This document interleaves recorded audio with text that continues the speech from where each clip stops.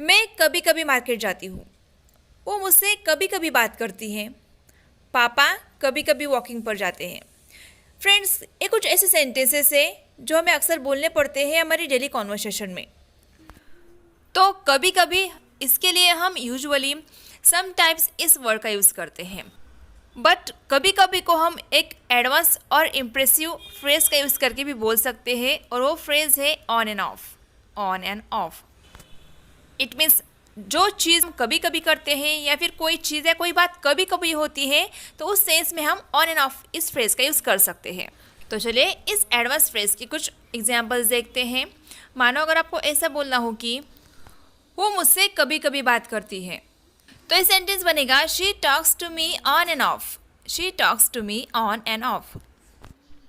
मैं कभी कभी मार्केट जाती हूँ, रोज नहीं। I go to the market on and off. I go to the market on and off. पापा कभी कभी सैर पर जाते हैं। पापा goes for a walk on and off. पापा goes for a walk on and of.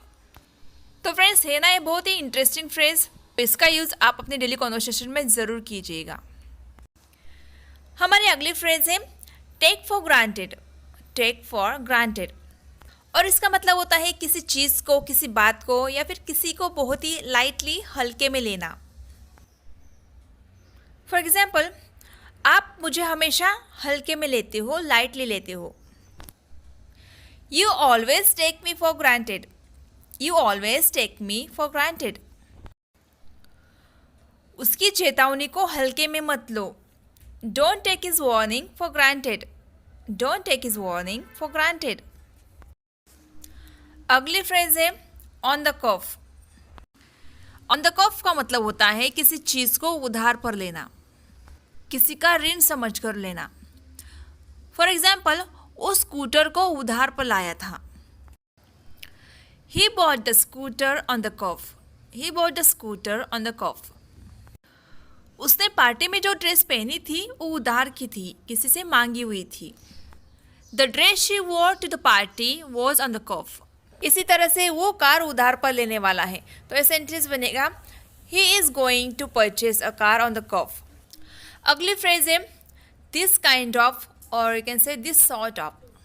और इस फ्रेज का यूज़ तब किया जाता है जब कुछ इस तरह के सेंटेंसेस बोले जाते हैं, जैसे कि मुझे इस तरह की बातें बिल्कुल पसंद नहीं है, उसे इस तरह का खाना पसंद नहीं है। तो ऐसे सेंटेंसेस बनाने के लिए हम इस फ्रेज का यूज़ करेंगे। तो आइए एक एक करके इन सेंटेंसेस को ट्रांसलेट करते हैं।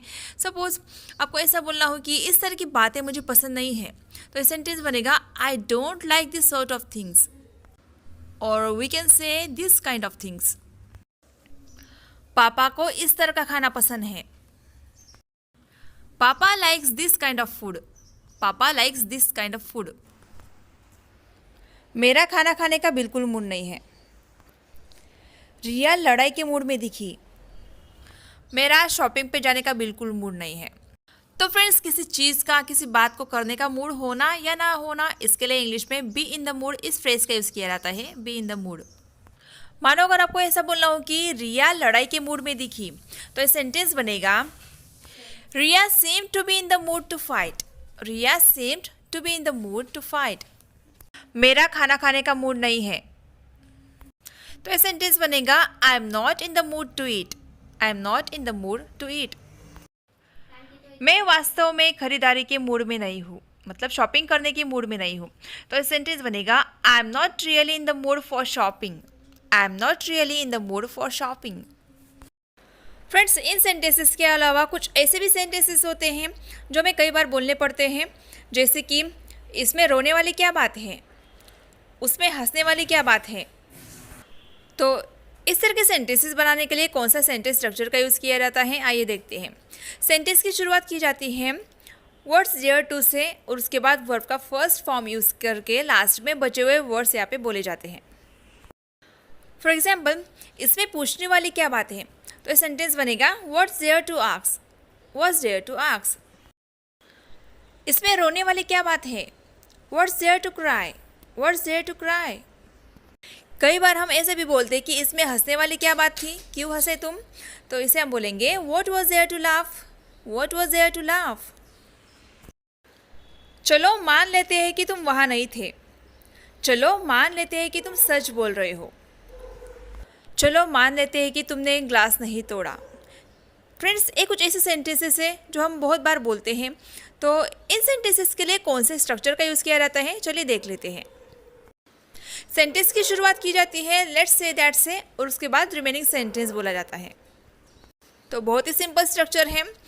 सपोज अगर आपको ऐसा बोलना हो कि चलो मान लेते हैं कि तुम सच बोल रहे हो, तो ये सेंटेंस कुछ इस तरह से ट्रांसलेट होगा। Let's say that you are telling the truth. Let's say that you are telling the truth.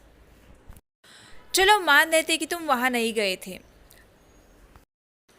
Let's say that you didn't go there. Let's say that you didn't go there. चलो मान लेते हैं कि तुमने पैसे नहीं चुराए। Let's say that you didn't steel money. Let's say that you didn't steel money. तो गाइस, इस तरह से आप इन सेंटेंसेस को बना सकते हो। फ्रेंड्स, कुछ सेंटेंसेस ऐसे भी होते हैं जो हम कई बार बोलते हैं, जैसे कि इसमें कहने वाली कोई बात नहीं है कि तुम एक अच्छी माँ हो, या फिर इसमें कहने वाली कोई बात नहीं है कि माँ बाप अपने बच्चों से बहुत प्यार करते हैं। तो इसमें कहने वाली कोई बात नहीं है, इसके लिए इंग्लिश में बोला जाता है इट गोज विदाउट सेइंग। और पूरा स्ट्रक्चर है, सेंटेंस की शुरुआत में बोला जाता है इट गोज विदाउट सेइंग, और उसके बाद दैट का यूज़ करके रिमेनिंग सेंटेंस बोला जाता है। इसमें कहने वाली कोई बात नहीं है कि तुम एक अच्छी माँ हो। It goes without saying that you are a good mother. इसमें कहने वाली कोई बात नहीं है कि माँ बाप अपने बच्चों से बहुत प्यार करते हैं। तो सेंटेंस बनेगा it goes without saying that parents love their children very much. अब आपकी बारी है गाइस इस सेंटेंस को ट्रांसलेट करने की। इसमें कहने वाली बात ही नहीं है कि वो एक खुदगर्ज इंसान है।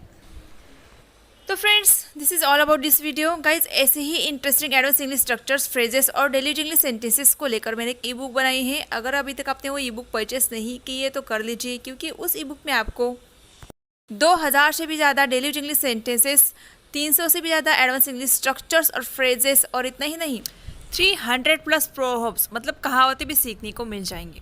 तो उस ई बुक की लिंक मैंने डिस्क्रिप्शन सेक्शन में देकर रखी है, आप वहाँ पे जाके वो ई बुक परचेस कर सकते हो। So guys, go through this link and brush up your English. तो गाइज, अगर आपको आज का लेसन पसंद आएगा तो प्लीज़ वीडियो को लाइक ज़रूर करके जाइएगा, और साथ ही अपने फ्रेंड्स के साथ शेयर करना ना भूलिएगा, ताकि उनको भी इस वीडियो से कुछ ना कुछ नया सीखने को मिले। And one more thing guys, अगर अभी तक अपने चैनल को सब्सक्राइब नहीं किया है तो प्लीज़ कर लीजिए, क्योंकि मैं ऐसे ही इंटरेस्टिंग वीडियोस अक्सर अपलोड करती रहती हूँ। So this is all about this video. मिलते हैं अगले लेसन में। Till then keep learning, keep watching my videos and keep practising. Bye bye, take care.